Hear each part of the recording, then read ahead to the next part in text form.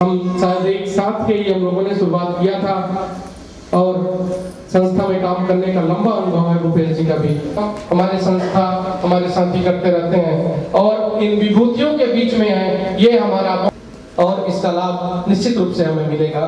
तो मैं आगे कार्यक्रम को ये रहा क्या क्षमा चाहता हूँ, और मैं आगे कार्यक्रम के लिए सांस्कृतिक कार्यक्रम के लिए मैं शासकीय उच्चतर माध्यमिक सभी बच्चे आए और अपना सांस्कृतिक अगला कार्यक्रम।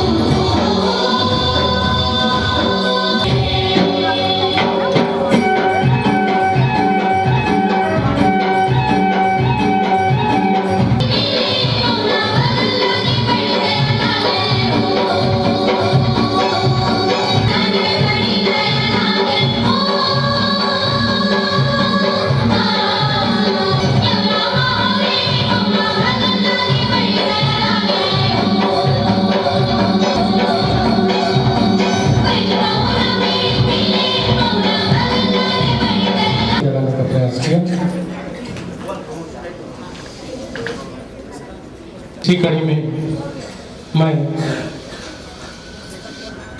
कि जो स्कूलों का मालिकाना हक है या प्रबंधन है वो गांव इंग्लिश में है forest area civil society program, यानी कि भारत के सबसे गरीब जिलाओं में या सबसे गरीब एरिया में जहां सामाजिक से संस्थाओं के साथ एक कार्यक्रम जो चल रहा है, ये भारत के 90 जिलों में और 7 राज्यों में चल रहा है। और पैक्स का उद्देश्य है कि किस तरीके से हम सामाजिक भेदभाव है या आर्थिक भेदभाव है, जो बहिष्कृत समुदाय है उनके बीच में जो भी भेदभाव है बाकी समाज से, उसको हम कैसे कम कर सकते हैं। यानी कि परिवार के जो लोग हैं उनके बीच में जो भेदभाव है उसको हम किस तरीके से कम कर सकते हैं। इसके लिए साथ काम करते ही हैं, पर हम मीडिया का मदद लेते हैं, हम सरकार के साथ बहुत ज़्यादा काम करते हैं कि जिस भी जिले में हम काम कर रहे हैं उसमें हम वहाँ के जो जनप्रतिनिधि है, वहाँ के जो अधिकारी हैं, उनके साथ मिलके हम सारे ये काम कैसे करें। हम ना केवल शिक्षा पे पर आजीविका काम बेहतर होगा, जुड़ाव बेहतर होगा, आपकी सपना आपके कल्पना आगे ले चलना है। ये संकल्प केवल कुछ नारे से नहीं होगा, क्या है, इसलिए आप सबको माता पिता का एक ही इच्छा हमारे के क्रियाकलाप के विषय में बहुत जानकारी नहीं थी और मैंने आग्रह किया था कि मुझे इस कार्यक्रम से मुक्त करें तो अच्छा होगा। कारण था कि मूल्यांकन करने का अवसर है कि नहीं आता तो शायद एक अच्छे कार्यक्रम में आने से मैं वंचित रहता। तो आयोजन समिति को बहुत बहुत धन्यवाद, मुझे आपने एक मौका दिया और एक अच्छे कार्यक्रम में। ये अच्छा मैं इसलिए भी कर रहा हूँ कि मैं इस कार्यक्रम से आरटीई से मैं कुछ जुड़ा हुआ कार्य कर चुका हूँ। रायगढ़, बस्तर और रायपुर में मैं कुछ काम कर चुका हूँ और इसलिए आप लोगों के साथ कुछ अनुभव मैं शेयर कर सकता हूँ। क्यों इसकी जरूरत पड़ी समुदाय को जोड़ने की, इसकी चर्चा करें थोड़ा सा इतिहास में जाना पड़ेगा। गौतम जी ने थोड़ी सी बात की कि शिक्षा के प्रचार प्रसार के लिए अंग्रेजों के समय से जो प्रयास हुआ, तो मैं थोड़ा सा और पीछे ले जाना चाहूँगा। इतिहास यह है कि लगभग 150 साल पहले जो आपके यहाँ व्यवस्था थी शिक्षा की, उसको बड़े सुनियोजित ढंग से बर्बाद किया गया। प्राथमिक शिक्षा का जो प्रचार प्रसार था, आपके यहाँ अशिक्षित बहुत कम लोग हुआ करते थे, इसमें कोई भेदभाव नहीं था। अंग्रेजों के समय इसको तोड़ा गया, 50 साल जब गैप हो गया, तब जाकर के फिर से कैसे इसको प्रचारित प्रसारित किया जाए, फिर ये शुरुआत हुई। और आप देखिए 40-50 साल पहले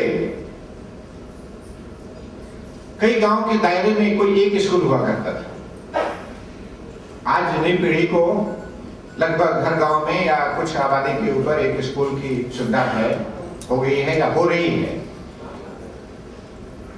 लेकिन मेरी उम्र बहुत अधिक नहीं है, फिर भी मैं अपने समय में कक्षा 5वीं के बाद मुझको कहाँ पढ़ने जाना है, तो आकलन जो होता था 8-10 किलोमीटर के दायरे में मिडिल स्कूल नहीं था। और उस साल हमारे गांव में एक मिडिल स्कूल स्थापित हुआ और सबसे अधिक प्रसन्नता हम लोगों को यह हुई कि चलो पैदल किस तरह से प्रगति पे लाया जाए, इस पर बहुत अच्छे वक्तव्य दिए। प्रोफेसर बंस गोपाल सिंह जी ने अपना जो रिसर्च, जो शोध कार्य बस्तर क्षेत्र में किए हैं, जो जनजातियों से जो जहाँ के बच्चे बहुत कम पढ़ते हैं उनके ऊपर अपने एक्सपीरियंस तजुर्बे शेयर किए। बिलासपुर विश्वविद्यालय का जो क्षेत्र है वो मुंगेली, कोरबा, जांजगीर चांपा, रायगढ़ और बिलासपुर है। और हमने इन 5 जिले में पहली बार अपने प्रदेश में ये सर्वे कराया कि कौन सा ऐसा क्षेत्र है इन 5 जिले में जहाँ उच्च शिक्षा ज़्यादा है और उसके क्या लाभ हैं, किस क्षेत्र को ज़्यादा लाभ मिले। तो हमने पाया इन 5 जिलों में सबसे ज़्यादा उच्च शिक्षा बिलासपुर में है, करीब 26%। और जो हमारे कोरबा, मुंगेली हैं, इन 2 जिलों में उच्च शिक्षा सबसे कम है। हमने प्राइमरी शिक्षा पर कोई सर्वे नहीं कराया क्योंकि हमारे अधिकार क्षेत्र में भी नहीं है। उसमें हमारी उच्च शिक्षा 6 से और 8% है। उच्च शिक्षा एक मानक है प्रगति का, किसी भी देश, किसी भी क्षेत्र का या जिले का एक मानक। तो पैक्स जो संस्था है, forest area civil society program, वो चाहती है कि वो पहले तो भारत के सबसे गरीब जो ज़िले हैं 90 ज़िले में काम करती हैं 7 राज्यों में। और ये जो कार्यक्रम है जो शिक्षा के ऊपर हो रहा है, इसमें हमारा उद्देश्य ये है कि एक तो ये जो कार्यक्रम है वो शाला प्रबंधन समितियाँ, इनका एक गठन है, एक कार्यक्रम है। इससे हम चाहते हैं कि शाला प्रबंधन समिति अपने गांव के स्कूल में किस तरीके से भेदभाव मुक्त शिक्षा बच्चों को दे, यानी कि जो भी दलित, आदिवासी, महिला और जो बच्चे लड़कियां जो हैं या मुस्लिम समाज के जो लोग हैं, उनके ऊपर हमारा ज़्यादा फोकस रहा है। और इन बच्चों को हम देखना चाहते हैं कि वो भेदभाव मुक्त एक शिक्षा पाएँ, और इसमें हम एसएमसी या शाला प्रबंधन समिति का किस तरीके से रोल बढ़ा सकते हैं, ताकि वो ही अपने गांव में जानते हैं कि क्या स्थिति है, क्या सिचुएशन है, तो वो ही हमारे साथ काम करें ये भेदभाव मुक्त शिक्षा के लिए। मेरा नाम रिबेका डेविड है, पैक्स संस्था छत्तीसगढ़ के राज्य प्रबंध। ये किस तरह का प्रोग्राम ऑर्गेनाइज किया है आप लोगों ने और क्या उद्देश्य? ये शाला प्रबंधन विकास समितियों का यह सम्मेलन है, जन जुड़ाव है, जिसमें शिक्षा के अधिकार को लेकर के हमने जो ग्रामीण क्षेत्रों में काम किया है, अलग अलग ब्लॉकों में, उन स्कूल के बच्चे, वहाँ के शाला प्रबंधन समिति के सदस्य और वहाँ के ग्रामीण जागरूक पंच, इस तरह से सभी लोग यहाँ पर उपस्थित हैं। और हम लोग इसको एक सम्मेलन की तरह मना रहे हैं। जन जुड़ाव का नाम दिया है इसीलिए कि शिक्षा का अधिकार आज 5 वर्ष पूर्ण होने जा रहा है, तो उस 5 वर्ष पूर्ण होने पर हमने क्या उपलब्धि प्राप्त की है और लोगों में किस तरह की जागृति आई है, यह हम एक समाज को संदेश देना चाहते हैं। और निश्चित रूप से यह संदेश लोगों में जाएगा कि अंतिम छोर तक शिक्षा के अधिकार के लिए लोग जागरूक हों और अपने अधिकार और दायित्व को समझें और प्रत्येक बच्चा स्कूल जाए, पढ़े और बढ़े।